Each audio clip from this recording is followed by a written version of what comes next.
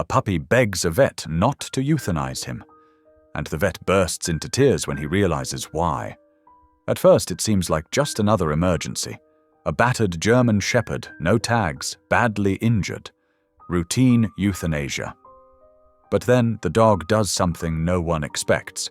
Whimpering, crawling, dragging a blood-soaked backpack across the clinic floor. Inside, a crumpled photo of 2 young boys, and a note written in a child's shaky hand. "Don't worry, Buck will find help." That's when everything changes. The vet freezes. Who are these boys? Why is this dog carrying their message? And what exactly is he trying to say before it's too late? Driven by something deeper than duty, the vet makes a dangerous choice and follows the wounded dog into the unknown. What he finds hidden in the woods will shatter him and force him to confront a past he thought he buried long ago. Because this dog isn't just a survivor, he's a guardian. And he's not done yet. What secret was this dog willing to die to protect? And will the vet get there in time, before it's too late? Before we dive in, drop your name or city in the comments. It reminds me that behind every view is a real heartbeat. The morning sun filtered through the blinds of Riverside Veterinary Clinic as Dr. Conrad Halley methodically arranged his instruments for the day ahead. The clock on the wall ticked steadily at 8:30 in the morning, marking another predictable start to what he assumed would be a routine day. The sharp ring of the front doorbell cut through the quiet. Linda, his receptionist, called out, "Dr. Halley, animal control's here with a stray." Conrad straightened his wire-rimmed glasses and stepped into the waiting room. Officer Martinez stood there, restraining a large German shepherd that was clearly in rough shape. The dog's amber eyes were alert despite its injuries, and one ear was torn and crusted with dried blood. "Found him limping along Highway 47. Martinez explained, handing over the paperwork. "No collar, no chip that we could detect. Pretty banged up. Might have been hit by a car." Conrad nodded, scanning the forms with practiced efficiency. "I'll handle it from here." The protocol was clear. Strays were held for 72 hours, but severely injured ones, without identification, were typically euthanized to prevent unnecessary suffering and conserve resources. It was the practical thing to do.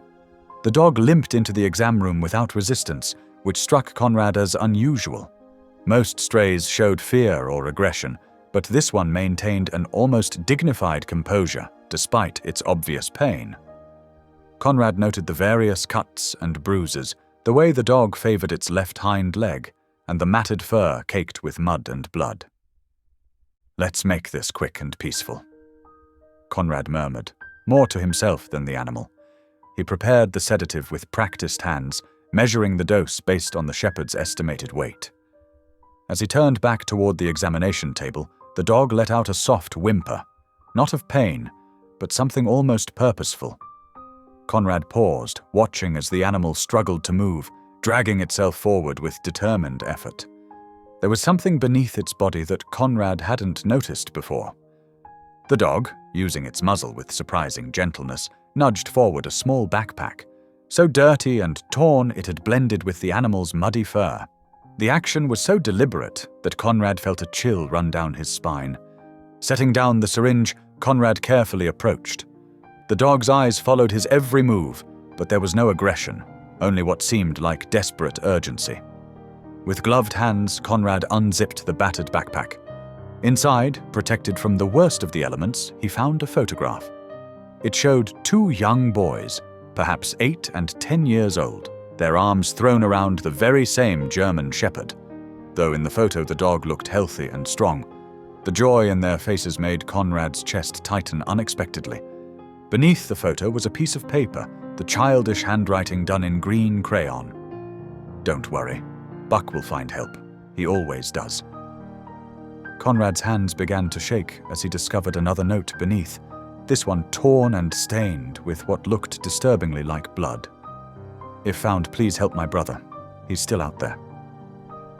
The syringe lay forgotten on the counter as Conrad looked back at the dog. At Buck. The shepherd met his gaze with such intelligence and purpose that Conrad felt his carefully maintained professional distance crumbling. Everything about this situation defied his normal protocols, challenged his insistence on following proper procedures. Buck whimpered again, trying to stand despite his injuries. The dog's determination was clear. He hadn't come here to die. He'd come for help. Conrad ran a hand through his graying hair, his mind racing. After 15 years of practicing veterinary medicine, he'd developed strict rules about maintaining emotional distance, about making practical decisions rather than emotional ones. But as he looked at the photograph again, at those smiling boys and their faithful dog, he knew he couldn't follow protocol this time. "Linda," he called out, his voice rougher than usual. "Cancel my morning appointments and get Martinez back here. We need to know exactly where this dog was found." Buck's tail thumped weakly against the examination table, and Conrad could have sworn the dog's eyes showed relief. As he began gathering supplies to treat Buck's injuries, Conrad felt something he hadn't experienced in years, the stirring of purpose beyond his carefully controlled routine, and the unsettling certainty that his life was about to become far more complicated than he'd ever intended. The afternoon sun cast long shadows across the examination room as Conrad sat at his desk, staring at the photograph of the two boys and their dog. Buck lay on a blanket in the corner, his injuries cleaned and bandaged, watching Conrad with those unnervingly intelligent eyes. "Dr. Halley," Linda said from the doorway, her voice gentle but firm. "Animal control called again. They need to know if you followed procedure with the stray—" "His name is Buck," Conrad replied, not looking up from the photo. "And I'm keeping him here overnight for observation." Linda stepped into the room, concern etched on her face. "Conrad, you know the rules. We don't have the resources to—" "I know the protocol." Conrad's voice was sharper than intended. He softened his tone. "Just trust me on this one, Linda. Something isn't right here." After Linda left, Dr. Morris from the neighboring practice stopped by, drawn by Linda's worried phone call. The older vet took one look at the situation and shook his head. "Don't do this to yourself, Conrad," Morris warned, examining the weathered backpack. "That pack could have been lying out there for weeks. The photo could be years old. You're setting yourself up for another Thompson case." Conrad flinched at the mention of the case that had haunted him for years. Another rescue gone wrong, another failure to save someone in time. But this felt different. The urgency in Buck's behavior, the fresh blood on the note. It all felt immediate, present. "I'll handle it," Conrad said firmly, effectively ending the conversation. As evening settled in, Conrad found himself alone in the clinic, the quiet broken only by Buck's steady breathing. He called the local sheriff's office, but the deputy was dismissive. "No missing persons reports matching that description," the deputy said. "Could be something old, could be from another county. We'll keep it on file." Conrad hung up, frustration building in his chest. He spread the items from the backpack across his desk. The photo, showing the boys' happy faces, the crayon note with its confident declaration about Buck, and that final blood-stained plea about a missing brother. He studied every detail, looking for clues he might have missed. The night grew deeper. Conrad dozed off at his desk, only to jerk awake at the sound of movement. Buck had risen to his feet, despite his injuries, and stood at attention, head cocked toward the window. The first light of dawn was breaking through the trees. "You should be resting," Conrad said, but Buck's posture had changed. Despite his bandaged leg and bruised body, the shepherd carried himself with renewed purpose, as if the night's rest had restored some vital energy. Conrad ran his hand through his disheveled hair, knowing he stood at a crossroads. Following protocol meant keeping Buck confined, waiting for the mandatory holding period to expire. It meant possibly losing whatever chance might exist to what? To find a missing child? To prevent another tragedy? The memory of another young face, another rescue attempted too late, flashed through his mind. Conrad straightened his glasses and made his decision. "Linda's going to kill me," he muttered, gathering his emergency medical kit and a few supplies. He found a spare leash in the supply closet, though somehow he knew Buck wouldn't need it. The morning air was crisp as Conrad led Buck out the clinic's back door. The shepherd moved with surprising strength, considering his injuries. At the edge of the parking lot, where pavement met the tree line, Buck stopped. He turned his head toward the dense forest that bordered the small town, then looked back at Conrad with an expectant gaze. Conrad hesitated. Everything about this defied his careful, rule-following nature. His entire professional life had been built on procedures, on maintaining distance, on making rational rather than emotional choices. Following an injured dog into the woods based on a mysterious note and photograph was exactly the kind of impulsive action he'd spent years warning younger vets against. But Buck's unwavering stare held such certainty, such clear purpose, that Conrad's doubts began to fade. The dog took a few steps towards the trees, then paused, looking back as if to say, "Are you coming?" Conrad adjusted his medical kit and took a deep breath. "Okay, Buck," he said quietly. "Show me where to go." With that, Buck turned and began walking into the forest, his pace steady despite his injuries. Conrad followed, leaving behind the safety of his routines and protocols. As the trees closed around them, he couldn't shake the feeling that this decision would change everything. But for the first time in years, that thought didn't terrify him. The morning sun filtered through the canopy as Conrad followed Buck deeper into the woods. Despite his veterinary training telling him the dog should be resting, Buck moved with determined purpose, only his slight limp betraying his injuries. "Easy there," Conrad called as Buck navigated a steep incline. The shepherd paused, waiting for Conrad to catch up before continuing along what seemed to be an old hiking trail. The familiar buildings of town had long disappeared behind them. Conrad checked his phone. No signal. His dress shoes, perfect for clinic floors, slipped on loose stones and wet leaves. Sweat dampened his collar despite the cool morning air. "I must be losing my mind," he muttered, climbing over a fallen log. But every time doubt crept in, Buck would turn and fix him with those knowing amber eyes, as if saying, "Trust me."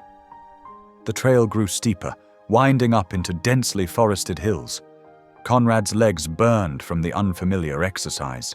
His medical kit, lightweight in the clinic, now felt like it was filled with bricks. Yet Buck pressed on, stopping occasionally to ensure Conrad followed.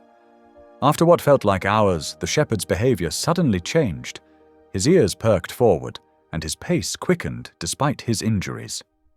They emerged into a small clearing littered with broken branches and debris, aftermath of the recent storms that had battered the region.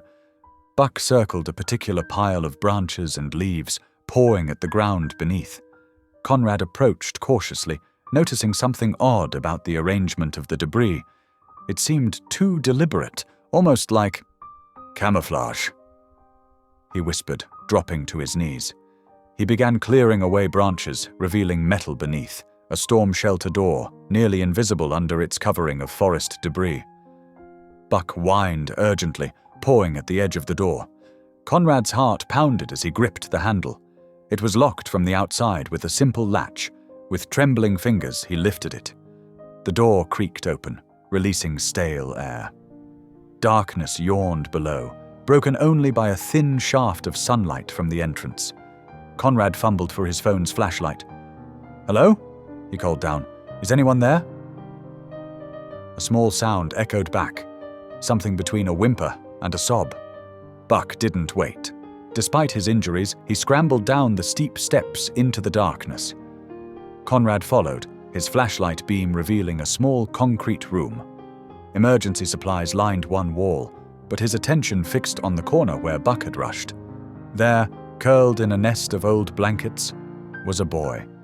He couldn't have been more than 10 years old, his blonde hair matted with dirt, his face pale and drawn. The child Conrad had seen smiling in the photograph, now gaunt from dehydration and fear. The boy's eyes were squeezed shut against the flashlight's glare, but his arms reached instinctively for Buck. The shepherd pressed against him as the child buried his face in the dog's fur. "I knew you'd come back," the boy whispered, his voice hoarse. "I knew you would." Conrad set his medical kit down softly, trying not to startle the child. "I'm Dr. Hallie," he said gently. "I'm here to help. Can you tell me your name?" The boy lifted his head slightly, studying Conrad through red-rimmed eyes. "Laramie," he answered, one hand still gripping Buck's fur. "Buck found you?" "Yes, he did." Conrad knelt beside them, already noting signs of dehydration. "He brought me straight to you. May I check how you're doing, Laramie?" Laramie nodded, though he didn't release his hold on Buck. The shepherd remained perfectly still as Conrad performed a basic examination, checking vital signs and looking for injuries. "How long have you been down here?" Conrad asked, offering his water bottle. Laramie drank carefully before answering. 3 days, I think. After we got separated. Dakota said to stay here if anything happened. Said Buck would bring help." "Dakota? Is that your brother?" Laramie nodded, his eyes filling with tears. "We were running. Buck was protecting us. There was an accident." His voice cracked, and he pressed his face back into Buck's fur. "It's okay," Conrad soothed, though his mind raced with questions. "You're safe now. We're going to get you out of here and find help." He pulled an emergency blanket from his kit and wrapped it around the boy's shoulders. "Can you stand?" Laramie nodded again, but his legs wobbled as he tried to rise. Without hesitation, Conrad lifted him, blanket and all. The boy was frighteningly light in his arms.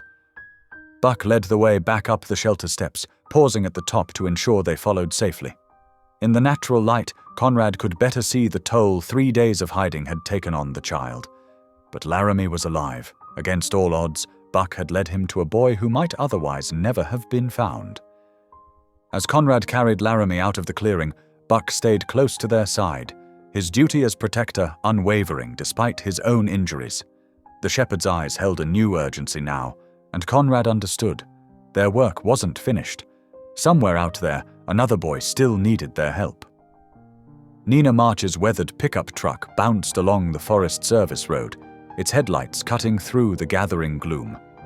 In the back seat, Laramie dozed fitfully, wrapped in emergency blankets, while Buck kept steady watch beside him. "Thanks for coming so quickly," Conrad said, glancing at Nina.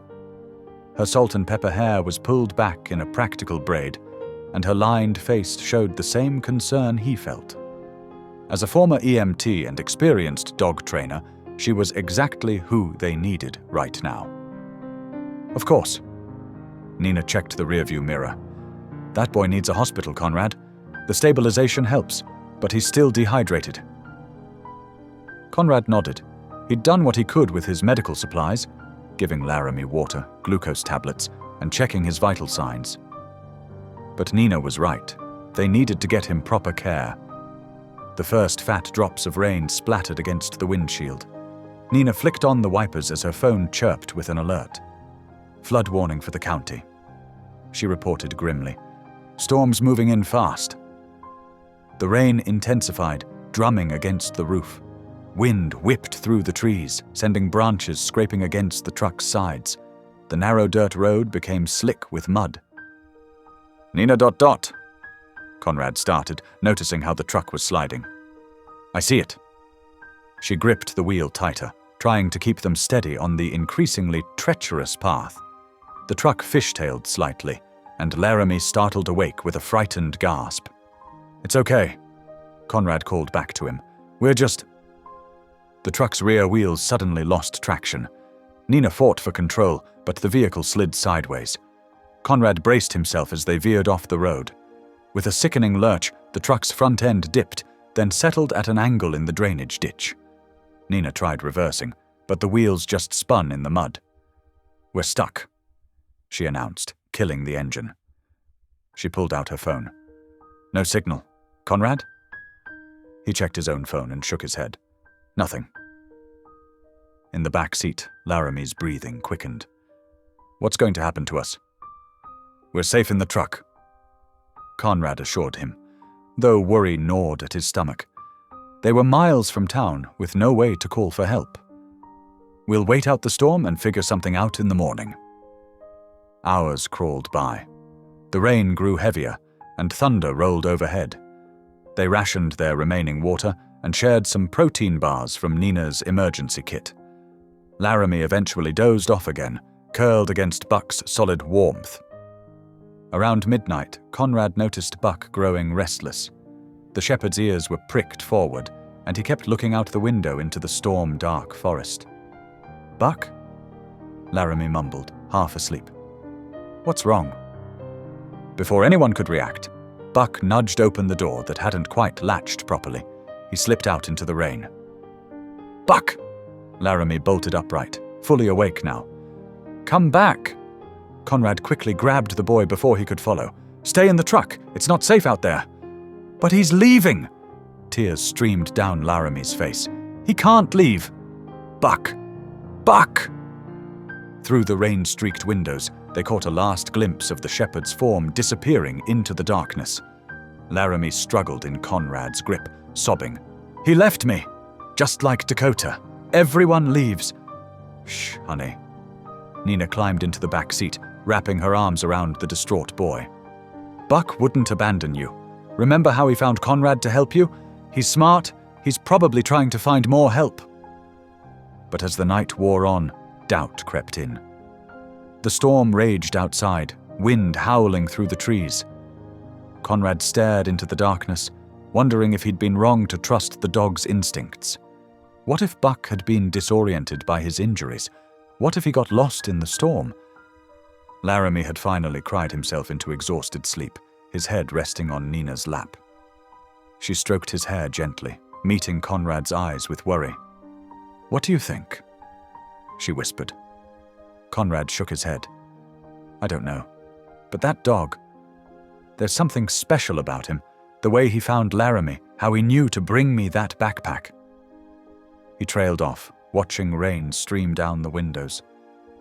"I have to believe he knows what he's doing." "I hope you're right."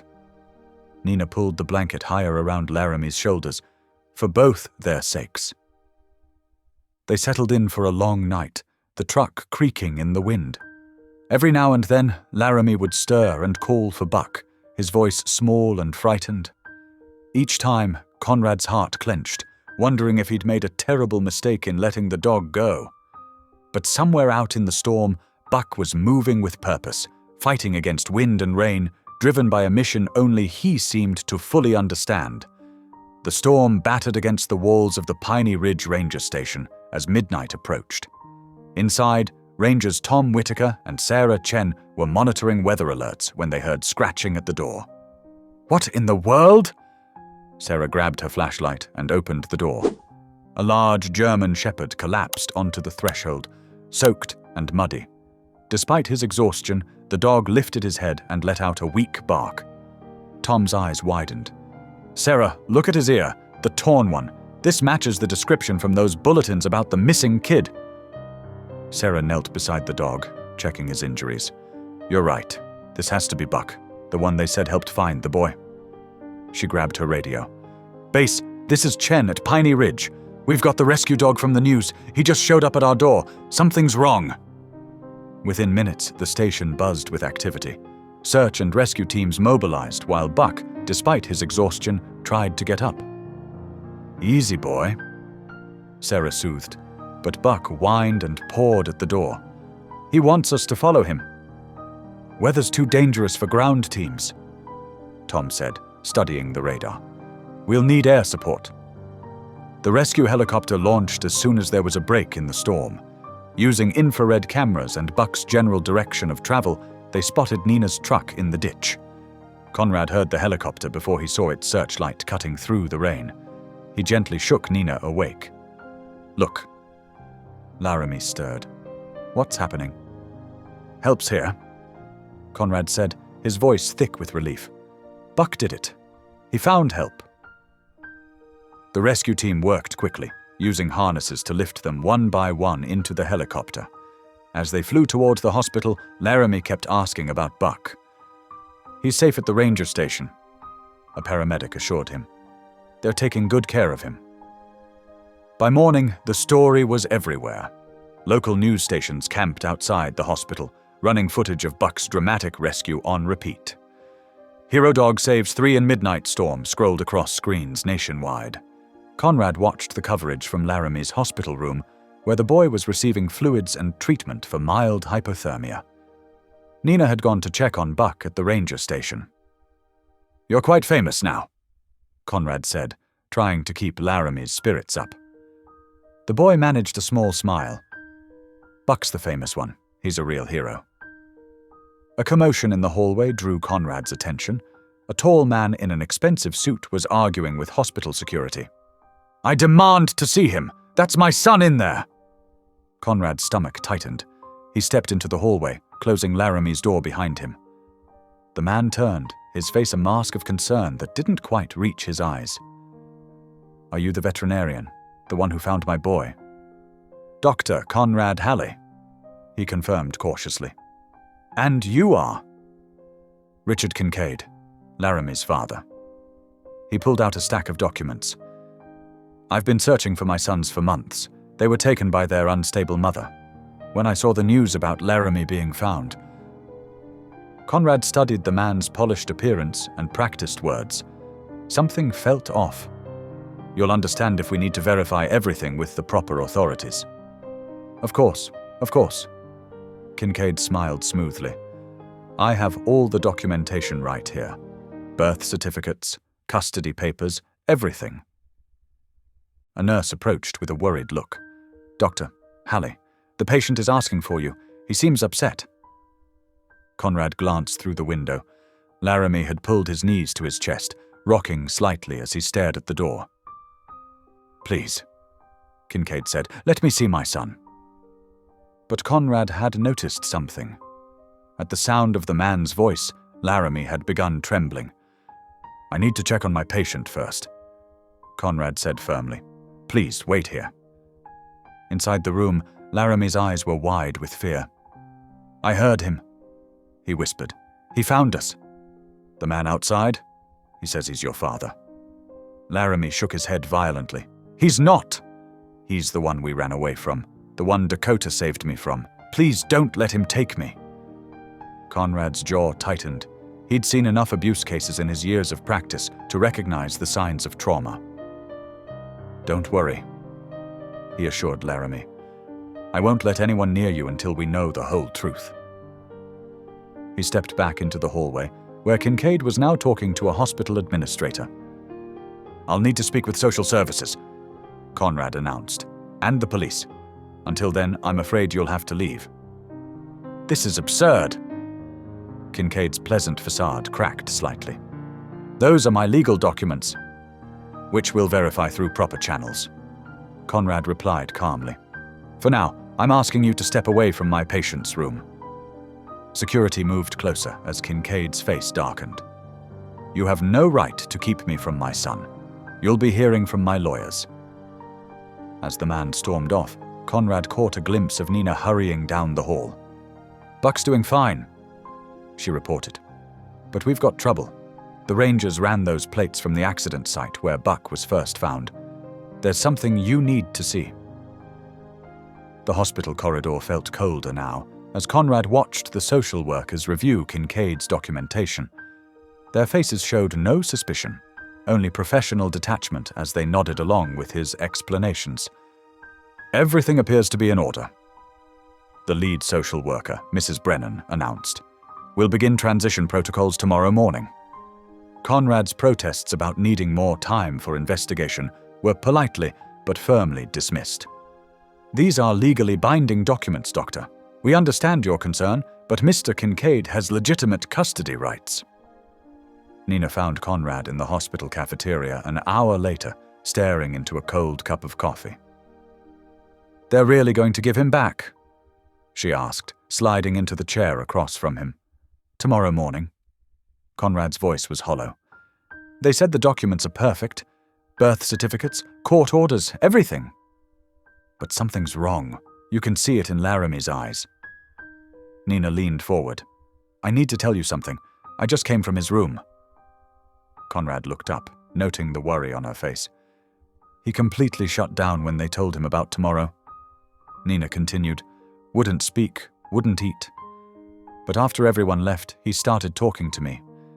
Conrad, that man, Kincaid, he's not who he claims to be." She lowered her voice. "Laramie told me everything. He and his older brother Dakota were in foster care. Kincaid was their guardian, but he... Nina's hands tightened around her coffee cup. He hurt them, badly. Dakota couldn't take it anymore. He planned their escape, trained Buck to protect them both. The dog was already loyal, but Dakota spent months teaching him specific commands, signals. Buck became their guardian. Conrad's mind flashed back to the bloodied backpack, the desperate note. Where's Dakota now? That's what worries me most. Laramie says they got separated during the storm. Dakota made sure Buck stayed with Laramie in the shelter, then went to find help. He never came back. Nina's eyes were fierce. The accident site where Buck was found? There might be more to that story. The plates the Rangers ran. Conrad remembered. What did they find? A crashed car registered to Kincaid. But here's the thing. There were signs of tampering with the brakes, and blood in the back seat that wasn't from Buck. Conrad felt sick. Dakota might have been injured in that crash. And now Buck's original mission wasn't just about Laramie. He was trying to save them both. Nina finished. Laramie says all the documents are forged. Kincaid has connections, money. He made the papers look perfect because he knew they'd come looking eventually. But we can't prove any of this in time, Conrad said, frustration building. They're taking Laramie tomorrow. There's more. Nina pulled out her phone, showing Conrad a series of texts. I have a friend in the police department. She did some digging. 3 other foster kids who stayed with Kincaid previously reported abuse. The cases were all mysteriously dropped. Conrad stood up suddenly, his chair scraping against the floor. We need to talk to Laramie again. Now. They found the boy curled up in his hospital bed, Buck's leash clutched in his hands. His eyes were red from crying. Laramie, Conrad said gently, sitting beside the bed. Nina told me about Dakota, about what really happened. I need you to tell me everything. We want to help, but we need the truth. The boy's voice was barely a whisper. Dakota said never to tell. He said no one would believe us.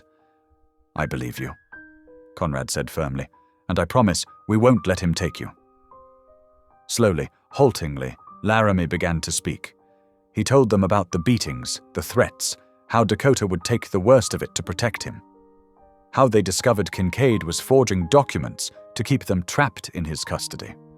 How Dakota spent months planning their escape, working with Buck every night after Kincaid was asleep. Buck knows special signals, Laramie explained.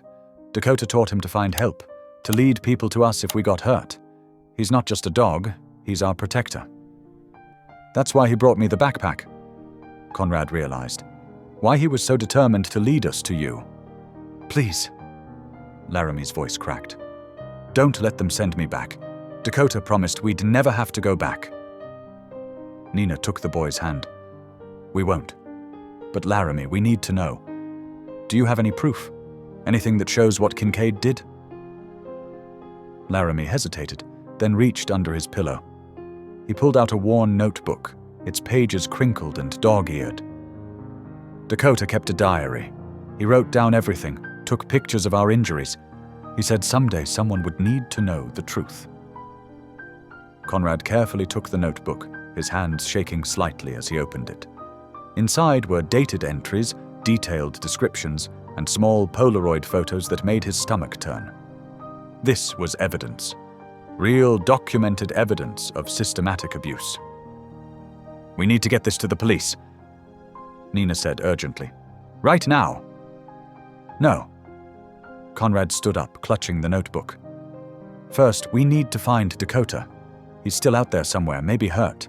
And if Kincaid knows about this diary... Laramie's eyes widened in fear. He'll hurt Dakota worse than ever. We won't let that happen, Conrad promised, his voice firm with newfound resolve. Buck's mission isn't over yet, and neither is ours. Conrad sat in his office late into the night, surrounded by stacks of papers and medical records. The security footage from his clinic played on a loop on his computer screen, showing Buck's first arrival. Nina leaned against his desk, studying the footage intently. Look at his body language here, she pointed out. See how he's protecting that backpack? That's trained behavior, but it's also trust-based. You can't force that kind of loyalty. Conrad nodded, making more notes. His medical exam showed old injuries too, not from the crash, but healed ones, consistent with protecting someone from violence. Exactly. Nina pulled up more footage. Watch his reactions when the staff approached. No aggression, just calculated assessment. That's not a dog raised by an abuser. That's a dog trained with patience and love. Dakota spent months working with him. You can see it in every movement. They had been building their case piece by piece. Conrad's detailed medical reports, Nina's expert analysis of Buck's behavior, and most crucially, Dakota's diary. But they knew they needed more. The hearing's tomorrow morning, Conrad said, rubbing his tired eyes. Kincaid's lawyers will try to dismiss the diary as fabricated. Then we'll show them this. Nina opened her laptop, revealing dozens of photographs. I've documented every interaction between Buck and Laramie since the rescue. The bond, the protective behaviors, the trained responses. No abuser could create this kind of relationship. The next morning, they stood before Judge Martinez in her chambers. Kincaid sat with his expensive lawyers, looking confident despite the serious allegations. His attorney spoke first. Your Honor, these accusations are baseless. The diary is clearly a fabrication, and this elaborate story about the dog being some sort of trained guardian is frankly ridiculous. Mr. Kincaid has legal custody. The social workers have approved the placement. There's no reason to delay this transfer further. Conrad's heart sank as he watched the judge review the documents. But then Nina stepped forward. Your Honor, if I may. She pulled out her tablet. I'm a certified animal behaviorist with 15 years of experience. I'd like to show you something. She played a compilation of footage. Buck at the clinic. Buck leading Conrad to Laramie. Buck's protective positioning during the rescue. These are not random behaviors. This is systematic training, requiring months of consistent positive interaction. The dog shows no fear responses typical of abuse victims. Instead, he demonstrates complex protective behaviors that could only come from careful, loving training. The judge leaned forward, interested. And how does this relate to the custody issue? It supports Laramie's account. Conrad interjected. The boy says his brother Dakota spent months training Buck to protect them. The dog's behavior proves this story. It also proves they were planning an escape. Why would children with a loving guardian need a trained protection dog? Kincaid's lawyer scoffed. This is all circumstantial. A few dog videos don't override legal custody documents. But this might, Nina said, producing a file. We found records of 3 previous abuse allegations against Mr. Kincaid from other foster children, all mysteriously dropped. The judge's expression darkened. Mr. Kincaid, are you aware of these allegations? Lies, Your Honor. Troubled kids making trouble. The cases were dismissed. After the witnesses disappeared. Conrad added quietly. Just like Dakota is missing now. The judge studied the papers before her, frowning. Buck, who had been lying quietly beside Laramie's chair, suddenly lifted his head and fixed his gaze on Kincaid. The man shifted uncomfortably. Your Honor, Kincaid's lawyer began. We have all the necessary documentation. Yes, the judge interrupted. Documentation that appeared remarkably quickly after Laramie was found. Documentation that I notice was processed through Judge Carlton's office. She looked up sharply. The same Judge Carlton who dismissed those previous cases? The room fell silent. Even Kincaid's confident smile faltered slightly. I am ordering a full investigation into these documents, Judge Martinez announced. Until then, custody transfer is suspended. Laramie will remain in emergency foster care under Dr. Halley's supervision as his medical provider. Your Honor, you can't... Kincaid started to protest. I can, and I am. She cut him off. And Mr. Kincaid, I'm also ordering an investigation into those previous cases. All of them. Outside the judge's chambers, Nina hugged Conrad tightly. We did it. We bought time. But we still don't have proof the documents are forged, Conrad reminded her. And we still haven't found Dakota. They watched as Laramie knelt beside Buck, burying his face in the dog's fur. The German shepherd's eyes remained fixed on the door where Kincaid had exited, alert and watchful. "Look at him," Nina said softly. "He's still on duty, still protecting. He won't rest until both boys are safe." Conrad nodded, understanding now why he couldn't give up. They had won this round, delayed the immediate danger. But the real fight, finding Dakota and exposing the truth about Kincaid, was still ahead. Late that evening, Laramie sat curled up on Conrad's office couch, his small frame shaking with sobs. Buck pressed close against him, trying to offer comfort, but even the dog's presence couldn't ease the boy's pain. "He's dead, isn't he?" Laramie choked out. "Dakota would have come for me by now if he wasn't." Conrad knelt in front of the boy, his heart aching. The words brought back memories he'd tried so hard to forget. Another child he couldn't save, years ago. A rescue attempt that came too late. He'd let protocol and caution hold him back then. Not this time. "Listen to me, Laramie," Conrad said firmly. "Your brother is strong. He trained Buck to protect you, right? That takes someone special, someone who doesn't give up easily." Nina sat down beside Laramie, wrapping an arm around his shoulders. "Can you tell us anything else about the last time you saw Dakota? Any small detail might help." Laramie wiped his eyes, thinking hard. "It was raining. We got separated when the car crashed. Dakota was wearing his camping jacket, the one he got from the church donation box. It was too big, but he said it was perfect because it had lots of pockets for carrying supplies." Conrad straightened up. "What color was the jacket?" "Dark green, with orange patches on the elbows." Laramie's voice grew stronger as he remembered. "And it had a tear on the right sleeve where he caught it on a fence." Nina exchanged a quick look with Conrad. "I think I saw that jacket in the hospital's storage room with Laramie's things from the shelter. They brought everything there after the rescue." "Get it," Conrad said. "Now." Minutes later, Nina returned with a muddy green jacket. The moment she entered the room, Buck's head snapped up. His entire body tensed, and he rose to his feet, nose twitching. "Buck?" Laramie watched as the dog padded over to the jacket, sniffing it intently. The German shepherd's behavior changed instantly. He moved to the door, looking back at them with urgent eyes, then returned to nose the jacket again. Back and forth he went, his message clear. "He knows." Conrad breathed. "He knows where Dakota is." Nina grabbed her phone. "I'll call search and rescue." "No." Conrad's voice was firm. "By the time we convince them, by the time they organize, it could be too late. We've already waited too long." "But the storm..." Nina gestured to the window, where rain still pounded against the glass. "Is exactly why we can't wait." Conrad was already pulling on his heavy coat. "If Dakota's out there injured, he won't survive another night in this weather." Laramie jumped up. "I'm coming too."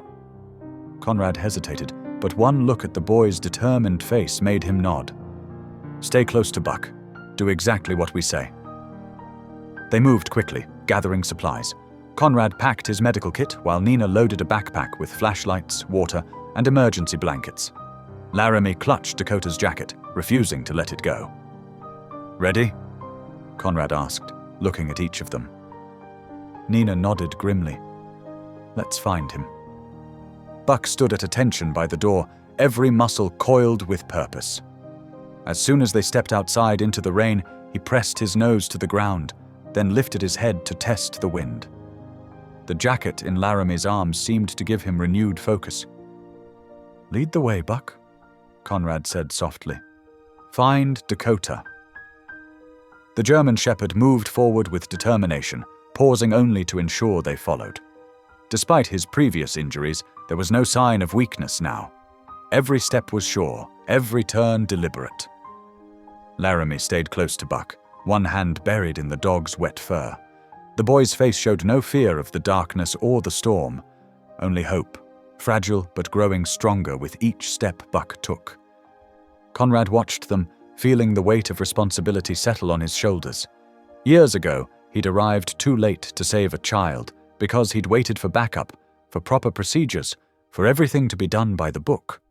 That failure had haunted him, shaped him into someone who followed rules instead of his heart. But not tonight. Tonight, he was choosing differently. Tonight, he was following a dog with unwavering faith and a boy who refused to give up on his brother. Tonight, he would make it right.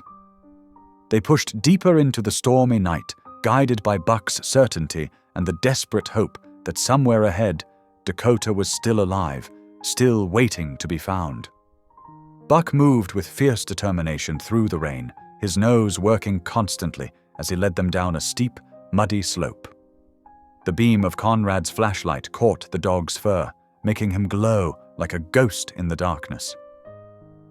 Behind them, Nina kept a steadying hand on Laramie's shoulder as they carefully picked their way down. "Careful here," Conrad called back, noticing how the ground grew more treacherous. "The ravine looks deep." Buck paused at the edge, then began working his way along what seemed to be a narrow trail. The rain had turned everything to slick mud, but the dog moved with purpose, stopping every few feet to ensure they followed. Suddenly, Buck's head snapped up. He let out a low whine and surged forward, disappearing into the darkness ahead. "Buck!" Laramie called out, his voice tight with worry. "Wait!" Conrad grabbed the boy's arm. "Let me go first." He moved carefully forward, sweeping his flashlight beam across the ravine floor. The light caught something that didn't belong, a flash of blue plastic stretched between trees. "There," Nina pointed. "A tarp shelter." Buck stood at the entrance, pawing at the ground and whining. As they drew closer, Conrad's heart jumped into his throat. Beneath the makeshift shelter lay a still form. "Dakota." Laramie tried to rush forward, but Nina held him back. "Let Dr. Halley check first," she said gently. Conrad dropped to his knees beside the figure. It was a teenage boy, matching the photo they'd found in Buck's backpack. His skin was pale and cold, his dark hair matted with mud and blood from a head wound. But when Conrad pressed fingers to his neck, he found a pulse, weak but steady. "He's alive," Conrad announced, already pulling supplies from his medical kit. "Nina, radio for emergency evacuation. We'll need a helicopter. It's too dangerous to carry him out in this weather." Buck crowded close, nosing at Dakota's hand while Conrad worked. The boy's injuries were severe: broken ribs, probable internal bleeding, severe hypothermia. But he was fighting. Can I come closer?" Laramie's voice trembled. Conrad nodded, and the younger boy crept forward, dropping to his knees beside his brother. Tears mixed with rain on his face as he took Dakota's hand. "I knew you weren't dead," Laramie whispered. "I knew Buck would find you." As if responding to his name, Buck pressed against Laramie's side, his eyes never leaving Dakota's face. The dog's mission, the desperate drive that had pushed him through his own injuries and miles of wilderness, was finally complete. Nina's voice carried over the storm as she coordinated with emergency services. Conrad focused on stabilizing Dakota, wrapping him in emergency blankets and carefully cleaning his wounds. Throughout it all, Laramie kept talking to his brother, his voice growing stronger with each word. "You saved me," the boy said. "You and Buck saved me. Now we saved you back." Dakota's eyelids fluttered. A soft groan escaped his lips, and slowly his eyes opened. They were unfocused at first, then sharpened as they found Laramie's face. "La!" The word was barely a whisper, but it broke the dam. Laramie burst into tears, falling forward to carefully hug his brother. "Don't try to move," Conrad instructed Dakota gently. "Help is coming. You're safe now." Dakota's gaze shifted to Buck, who immediately moved closer, letting the teenager's weak hand tangle in his fur. "Good boy," Dakota breathed. "You did it." The sound of helicopter rotors filled the air. Nina had managed to guide them right to their location. As medical crews rappelled down with a rescue basket, Conrad sat back on his heels, watching the scene unfold. Years ago he'd lost a child because he'd waited too long, followed too many rules. That failure had turned him cold, made him hide behind protocols and procedures. But tonight, thanks to a devoted dog and a brave young boy, he'd chosen differently. Tonight, he'd helped save a life. The truth was undeniable now. The evidence of abuse was written in Dakota's desperate plan to protect his brother, in the careful way he'd trained Buck to be their guardian, in the lengths he'd gone to keep Laramie safe. The dog hadn't just saved their lives, he'd given them a chance at a better one. As the rescue crews worked to secure Dakota for transport, Buck stayed close. His mission not quite finished until he knew both his boys were truly safe. Laramie refused to leave his brother's side, and after a quick consultation, the medics agreed to let him ride in the helicopter. "You did good, Buck," Conrad said softly, scratching behind the dog's torn ear. "You did real good." Buck looked up at him with those intelligent amber eyes, and for a moment, Conrad saw everything in them. The loyalty, the determination, the pure love that had driven this dog to accomplish the impossible. Then Buck turned back to watch the rescue, standing guard until the very end, the faithful protector who had never once given up on his mission. 3 weeks after Dakota's rescue, Conrad sat in the courthouse, his hands clasped tightly as he listened to the judge's ruling. The evidence had been overwhelming. Medical reports detailed years of abuse, documented in Dakota's injuries, both old and new. X-rays revealed previously broken bones that had healed wrong, telling a story of long-term violence that made Conrad's stomach turn.